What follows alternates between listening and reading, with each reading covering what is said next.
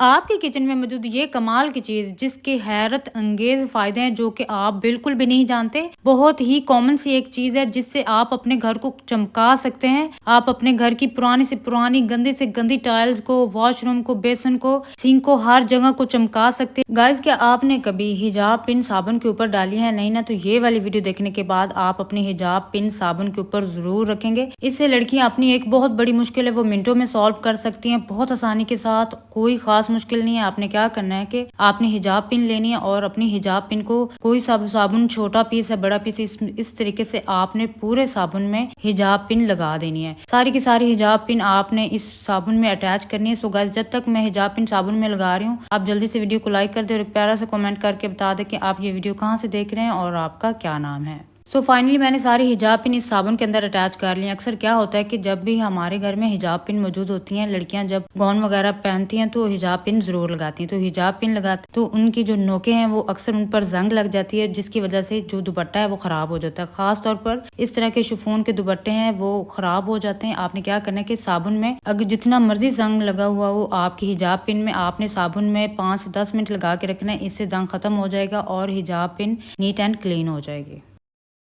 क्या आपने कभी कंघे के ऊपर टैल्कम पाउडर डाला है? नहीं ना? तो ये वाली वीडियो देखने के बाद आप अपने कंघे के ऊपर टैल्कम पाउडर जरूर डालेंगे। इससे आप अपने घर की बहुत बड़ी मुश्किल उसको सॉल्व कर सकते हैं मिनटों में। बड़ी आसान सी टिप है। आपने क्या करना है, आपका कंघा जितना मर्जी खराब हो चुका है, आपने उसके ऊपर डालना है टैल्कम पाउडर। सो गाइस, जब तक मैं कंघे के ऊपर टैल्कम पाउडर डाल रही हूँ, आप जल्दी से वीडियो को लाइक कर दें और एक प्यारा सा कमेंट करके बता दें कि आप ये वीडियो कहाँ से देख रहे हैं और आपका क्या नाम है। इसके बाद आपने कोई सा भी पुराना टीथ ब्रश ले लेना जो आपके इस्तेमाल में नहीं है, जो जाया है। आपने इस तरीके से अपने कंघे को साफ करना है। इस तरीके से जो आपका कंघा है वो बहुत जल्दी नीट एंड क्लीन हो जाएगा। जितना मर्जी गंदा हो चुका हो कंघा, बहुत आसानी के साथ और 1 मिनट में बहुत अच्छे तरीके से साफ हो जाता है। बड़ी आसान सी टिप है। आपने इस तरीके से अपने कंघे को नीट एंड क्लीन करना है। आप इसके एंड पर रिजल्ट खुद ही देखिएगा कि कंघा कितना नीट हो जाएगा बगैर पानी के। बड़ी आसान सी टिप है। आपने थोड़ा सा टाल्कम पाउडर लगा लें या ज्यादा लगा लें और इसके बाद साफ करने के बाद आप इसको किसी भी टिश्यू पेपर की मदद से अच्छे तरीके से साफ कर लें। इससे आपका कंघा नीट एंड क्लीन हो जाएगा, साफ सुथरा हो जाएगा। वीडियो पसंद आए तो वीडियो को लाइक जरूर कीजिए। आपने एक पुराना टीथ ब्रश लेना है जो आपके इस्तेमाल में नहीं है, जो कि हम रीयूज करेंगे। वो किस तरीके से करना है कि आपने टीथ ब्रश के ऊपर हार्पिक डालना है।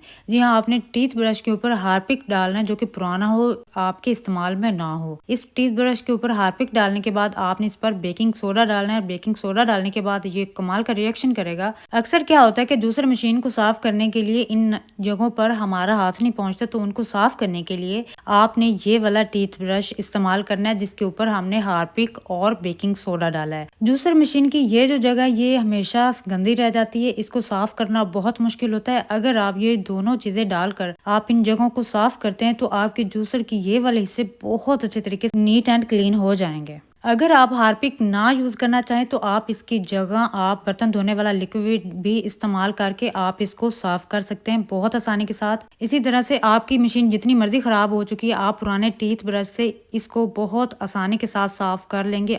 पुराने टीथ ब्रशेस को यूज करने के वैसे तो कई तरीके, लेकिन ये वाला तरीका तो बहुत ही कमाल का। आपने क्या करना है कि आपने पुराना टीथ ब्रश लेना है और इसको आपने इस जगह से गर्म करना है। जी हाँ, बिल्कुल ब्रश वाली साइड से आपने इसको दरमियान से गर्म करना है और आपने इसको इस तरीके से फोल्ड करने की कोशिश करनी है। अगर आपको लगे कि ये गर्म है, आपके हाथ जल जाएंगे, तो आप किसी भी कपड़े वगैरह का इस्तेमाल करके इसको इस तरीके से जब प्रेस करेंगे तो ये एक कमाल का एक टूल तैयार हो जाएगा और ये आपके बहुत काम आएगा। आपने क्या करना है कि आपने इस पर बर्तन धोने वाला लिक्विड डालना है, या आप अगर चाहें तो बर्तन धोने वाला साबुन भी लगा सकते हैं। अगर इस तरह की जो वाटर बॉटल है उसको धोना मुश्किल है तो आप इस तरीके से वाटर बॉटल को धो सकते हैं बहुत आसानी के साथ। अक्सर क्या होता है कि वाटर बॉटल के अंदर आपका हाथ नहीं पहुंचता, तो ये उन जगहों को बहुत आसानी के साथ साफ कर लेता है जहां पर आपका हाथ नहीं पहुंचता। ये बहुत ही कमाल का टूल है। आप इससे अपने किचन के अंदर भी इसको यूज कर सकते हैं, अपने शेल्फ वगैरह को साफ करने के लिए और उनके कोने वगैरह साफ करने के लिए भी ये कमाल की चीज है। इसको जरूर ट्राई कीजिएगा। हिबिस्कस फ्लावर और फ्लैक्सीड के आज आपको एक ऐसी रेमेडी बताऊंगी जिससे लड़कियों और लड़कों दोनों का बहुत बड़ा मसला वो हल हो जाएगा। आपने क्या करना है कि आपने लेने हैं 2 चम्मच फ्लैक्सीड और इसके बाद आपने लेने हिबिस्कस फ्लावर यानी कि सुर्खी फूल 4 से 5 आपने वो इसमें डाल देने हैं। और इसके बाद आपने लेना है 1 गिलास पानी। आपने 1 गिलास या 1.5 गिलास इसमें पानी डालना है। इसको अच्छी तरीके से पकाना है ताकि ये गाढ़ा हो जाए। मैं जब तक इसको पका रही हूँ, आप जल्दी से एक प्यारा कमेंट करके बता दें कि आप ये वीडियो कहाँ से देख रहे हैं और आपका क्या नाम है। सो यहाँ पर जब ये अच्छी तरीके से पक गया, गाढ़ा हो गया, मैंने इसको गरम छन्नी से छान लिया है। छान लेने के बाद आपने इसको किसी भी बर्तन में निकाल लेना है और बर्तन में डालकर आपने इसमें डालना है 1 चम्मच सरसों का ऑयल और 1 चम्मच आपने इसमें डालनी है एलोवेरा जेल। एलोवेरा जेल डालने के बाद इसको बहुत अच्छे तरीके से मिक्स करना है। मिक्स करने के बाद आपने इसको अपने बालों की जड़ों में और शाखों पर अच्छे तरीके से लगाना है। फुल बालों को गीला कर लेना। आपके बाल इतने सिल्की, इतने शाइनी हो जाएंगे कि शादी ब्याह पर, किसी ईद वगैरह फंक्शन पर आप जब इसको लगाकर बाल धोएंगे तो आपके बाल बहुत ज़्यादा सिल्की हो जाएंगे। सिर्फ आपने इसको 1 घंटा लगाना है। इसके बाद आपने अपने बालों को धो लेना। शापर के अंदर आटे के पेड़े डालें और ढेरों ढेर रोटियां बनाएं मिनटों में। बड़ी आसान सी टिप है। आपने क्या करना है कि शापर में आटे के पेड़े डालने हैं और आप ढेरों रोटियां बना सकेंगे मिनटों में। कोई मुश्किल काम नहीं है। आपने बस खाली शापर लेना है और आपने ढेरों ढेर रोटियां बनानी है। फ्री ऑफ कॉस्ट में ये हैक आप करेंगी। बहुत आसान सी टिप है। आपने इस वीडियो को एंड तक देखना है, तभी आपको समझ आएगी कि आप किस तरीके से ढेरों ढेर रोटियां बना सकेंगे मिनटों में। आपने क्या करना है कि आपके घर में जब भी शॉपिंग बैग आए, इस तरीके का पॉलीथीन बैग आए, तो आपने उसको वेस्ट नहीं करना। आपने उसको संभाल कर रख लेना है। साफ हो, बिल्कुल गंदा बिल्कुल भी ना हो। एक खाली शॉपर ले लें जो बिल्कुल साफ सुथरा हो, नया हो। इसको आपने इस तरीके से कैंची से काट देना है। आपने सेम इसी तरीके से कटिंग करनी है जिस तरीके से मैं कर रही हूँ। सेम इसी तरीके से आपने शॉपर को बिल्कुल मुकम्मल खोल देना है। इसके आपने इस तरीके से भी काट देना है और दूसरी साइड से इस जगह से भी आपने इसकी कटिंग कर देनी है। इसकी कटिंग करने के बाद आपने इस शॉपर को मुकम्मल तौर पर खोल देना है और इसको आपने 4 पीसेज में अलग अलग कर लेना है। जब तक मैं इसको काट रही हूँ, आपसे छोटी सी रिक्वेस्ट है कि वीडियो को लाइक कर दें और मेरे चैनल को जरूर सब्सक्राइब कर दें ताकि मेरी हर आने वाली वीडियो का नोटिफिकेशन आप तक मिलता रहे। जब आपने इस हैक को ट्राई करना है तो आपने एक बात का ख्याल जरूर रखना है कि आपने बड़े साइज का ही शॉपर लेना है और इस तरीके का कागज का ही शॉपर लेना है और इसके आपने इस तरीके से 4 कवर बना लेने हैं। आप इससे ज्यादा भी बना सकते हैं, लेकिन मैंने यहाँ पर इसके 4 पीसेस बनाए हैं। इन चारों पीसेस का साइज सेम है, एक जितना ही है। इससे आप छोटा नहीं रखेंगे, बिल्कुल इतना ही साइज आपने रखना है। अगर आप इसका बड़ा साइज रखेंगे तो ही आपको फायदा होगा, वरना छोटे का कोई फायदा नहीं है। मैंने एक पीस एक साइड पर कर लिया है। अब आपने क्या करना है कि इस तरीके से पेड़ा बनाकर इसको हाथ से अच्छे तरीके से थोड़ा सा फैला देना है और इस तरीके से फैलाकर आपने इसके ऊपर एक और कवर इस तरीके से करवा देना है। और इसके बाद आपने एक और पेड़ा करना है और इस तरीके से इस पेड़े के बिल्कुल सेंटर में जहाँ पेड़ा रखा हुआ है सेम इसी जगह पर एक पेड़ा और रख देना है। और इसके बाद फिर आपने इस कागज को इसके ऊपर रख देना है और फिर एक पेड़ा आपने इसके ऊपर रखना है। आपने एक बात का ख्याल रखना है कि सारे पेड़े एक ही जगह पर हो, इसको आगे पीछे आप नहीं करेंगे। इसके बाद एक और कागज ऊपर रखकर आपने इस तरीके से बेलने को चला देना है। आप बेलने से इसको अच्छे तरीके से प्रेस कीजिएगा और अगर आप चाहें तो नीचे कोई पोना वगैरह या कोई साफ कपड़ा रख लीजिएगा ताकि ये शॉपर आगे पीछे ना हो। जब आप इस पर बेलना चलाएंगे तो सारी रोटियां एक ही दम में, एक ही साइज में, एक ही वक्त में आप बना सकेंगे। बहुत कम वक्त लगता है। आप इस तरीके से ज्यादा रोटियां बना पाएंगे बहुत जल्दी और मिनटों में आप ढेरों रोटियां बना पाएंगे। आपने एक बात का जरूर ख्याल रखना है कि आपने इस पर खुश्क आटा थोड़ा सा ज्यादा लगाना है, नहीं तो आटा आपका इस चॉपर के साथ चिपक जाने का खतरा होगा। इस तरीके से आपने रोटी बना लेनी है। बहुत ही कमाल की और अमेजिंग टिप है, आपने इसको जरूर ट्राई करना है। इसी तरीके से आप एक एक करके रोटी उठाते जाएं और रोटी तवे पर डालते जाएं। इतनी आसानी से ढेरों ढेर रोटियां बनाने की और कोई तरकीब नहीं है, बस ये आसान सी टिप है। आपने पॉलीथीन बैग का इस्तेमाल करना है और इस तरीके से आप ढेरों रोटियां बना पाएंगे मिनटों में। बहुत ही आसान तरीका है, आपने इसको जरूर ट्राई करना है। और अगर आपको ये टिप पसंद आए तो आपने वीडियो को लाइक भी करना है और मेरे चैनल को जरूर सब्सक्राइब करना है। आप खुद ही देख लें कि कितनी कमाल की और जबरदस्त ये रोटियां बनी हैं। आप भी इस तरीके से रोटी तैयार कर सकते हैं। अगर आप चाहें तो आप ऑयल लगाकर इसको घी वाली रोटी भी बना सकते हैं। अगर आप चाहें तो आप इसकी खुश्क रोटी भी बना सकते हैं। बहुत ही आसान सी तरकीब है, आप इसको जरूर ट्राई कीजिएगा।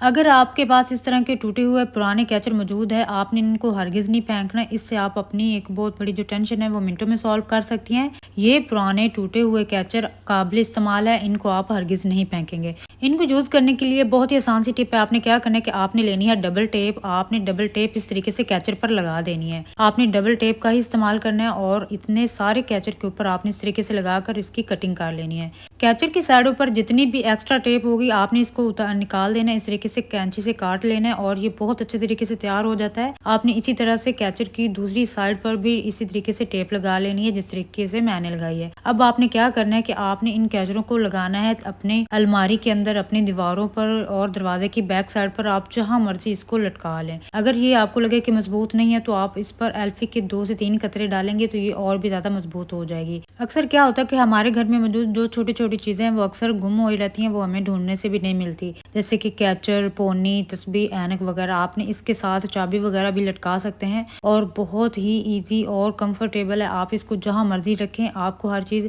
इजीली मिल जाएगी। आपको पता होगा कि आपने कैचर कहाँ लगाया हुआ है। वीडियो पसंद आए तो वीडियो को लाइक कीजिए। आज की इस वीडियो में मैं आपको बताऊंगी कि अगर आपके घर में बनाना आता है तो आप इसको लंबे अरसे तक कैसे महफूज रख सकते हैं। बड़ी आसान सी टिप है। आपने अगर बनाना को ज्यादा अरसे तक महफूज रखना हो तो आपने बस एक छोटी सी टिप लगानी। वो क्या है कि आपने लेना है फॉइल पेपर। फॉइल पेपर आपके किचन में, आपके घर में अक्सर मौजूद होता है। अगर ना भी हो तो ये बहुत कम प्राइस में मार्केट से मिल जाता है। आपने फॉइल पेपर का बस इतना सा ही पीस लेना है और आपने बनाना लेना है और बनाना को इस तरीके से कवर करना है जिस तरीके से मैं करूंगी। सेम इसी जगह पर आपने इसको अच्छे तरीके से कवर कर देना है ताकि जो केला पकने का प्रोसेस है वो यहीं पर रुक जाए और केला यहीं पर इतना ही पका हुआ और ज्यादा अरसे तक महफूज आप आसानी से कर सकते हैं। अब आपने क्या करना है कि इसको आपने इस तरीके से अगर कवर कर लिया है फॉइल पेपर से तो अब आपने बनाना को रखना है फ्रिज के अंदर। बस इसी तरह से फॉइल पेपर के अंदर लपेट कर आपने जितने मर्जी बनाना है वो फ्रिज के अंदर रख लें। आपके बनाना खराब नहीं होंगे और ज्यादा अरसे तक आप इसको यूज भी कर सकते हैं। अगर वीडियो पसंद आए तो वीडियो को लाइक कीजिएगा, शेयर कीजिएगा और मेरे चैनल को जरूर फॉलो कीजिएगा।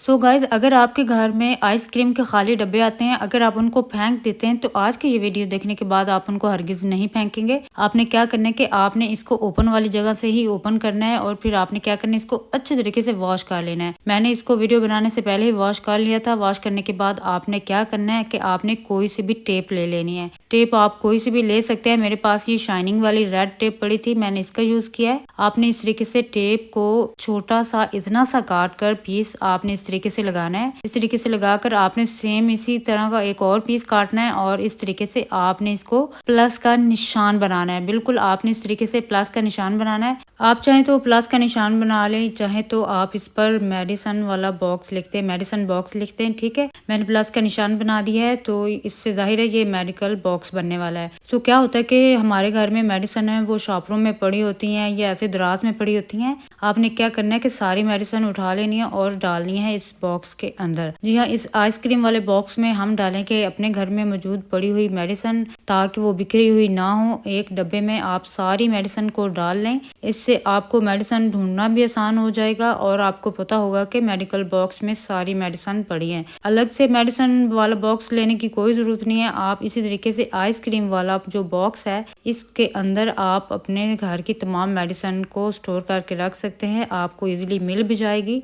गाइज, वीडियो पसंद आए तो वीडियो को लाइक, शेयर और चैनल को ज़रूर सब्सक्राइब कीजिएगा और एक आपने प्लस का निशान इसके बॉक्स के ऊपर भी बना देना है। इससे भी जाहिर हो जाएगा कि ये वाकई ही मेडिकल बॉक्स है। आपके किचन में मौजूद ये कमाल की चीज जिसके हैरत अंगेज फायदे हैं जो कि आप बिल्कुल भी नहीं जानते। बहुत ही कॉमन सी एक चीज है जिससे आप अपने घर को चमका सकते हैं। आप अपने घर की पुरानी से पुरानी, गंदी से गंदी टाइल्स को, वॉशरूम को, बेसन को, सिंक को, हर जगह को चमका सकते हैं। जितना मर्जी गंदी दीवारें हो चुकी हो आप इनको बहुत आसानी से चमका सकते हैं। इन सारी चीजों को चमकाने के लिए मैं कोई हार्पिक का इस्तेमाल नहीं करूंगी, कोई महंगी चीजें और महंगे केमिकल्स का इस्तेमाल नहीं करूंगी। सिर्फ ये सस्ती सी एक चीज से आप अपने किचन को, वॉशरूम को और टाइल्स को, हर चीज को बहुत अच्छे तरीके से साफ कर सकते हो, बल्कि चमका सकते हो। बिल्कुल शीशे की तरह चमक जाएंगी। कोई मेहनत नहीं करनी। सिर्फ आपने सिर्फ छोटी सी 3 चीजें लेनी है जो मैं आपको बताऊंगी, वो चीजें लेनी है और उससे आप जब वॉशरूम, टाइल्स और शीशा वगैरह ये सब कुछ साफ करेंगे तो नीट एंड क्लीन हो जाएगा। ये जो मैंने पाउडर तैयार किया है, आपने क्या करना है कि पूरे वॉशरूम को पहले गीला करना है। गीला करने के बाद आपने ये पाउडर आपने पूरे वॉशरूम पर फैला देना। अगर आप चाहें तो इसका पेस्ट तैयार करके वो भी डाल सकते हैं, लेकिन मैं यहाँ पर वॉशरूम को गीला करके जो पाउडर मैंने तैयार किया है वो सारा इस पर फैला दूंगी अच्छे तरीके से। और सिर्फ आपने 5 मिनट के लिए छोड़ना है। 5 मिनट के बाद जब आपने इसको धोना है तो ये कमाल का चमक जाएगा। तो खुद ही इसका वाज़ेह रिजल्ट देखेंगे कि हर चीज नई जैसी हो जाएगी, चमक जाएगी। ये वही बेसन है जो पहले गंदा था और ये वही टॉयलेट है जो पहले गंदा था। आप धोने के बाद ये इस तरीके से नीट एंड क्लीन हो जाएगा।